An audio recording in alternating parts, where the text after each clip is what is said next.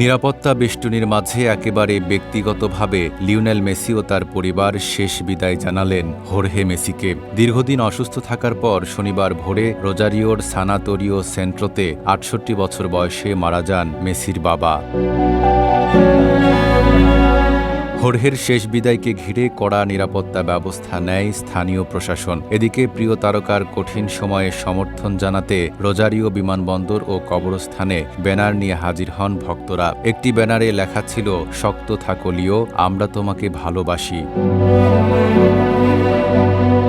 হোর্হের প্রতি শ্রদ্ধা জানিয়ে আর্জেন্টাইন ফুটবল অ্যাসোসিয়েশন ও জাতীয় দলের কোচিং স্টাফের পক্ষ থেকে পাঠানো হয় ফুলের তোড়া ও শোকবার্তা। একই সঙ্গে চলতি সপ্তাহের সব পেশাদার ও যুব ফুটবল ম্যাচের আগে ১ মিনিট নীরবতা পালন করা হয়েছে। খেলোয়াড়, কোচ ও রেফারিরা পাচ্ছেন কালো আর্মব্যান্ড।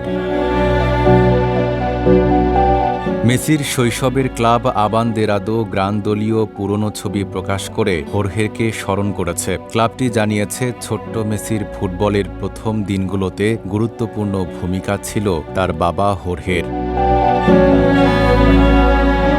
দীর্ঘদিনের অসুস্থতাজনিত জটিলতায় রোজারিওর সানাতোরিও সেন্ট্রোতে ভর্তি থাকার পর শনিবার ভোরে হোর্হে মেসি শেষ নিঃশ্বাস ত্যাগ করেন। Desk report, Dhaka post.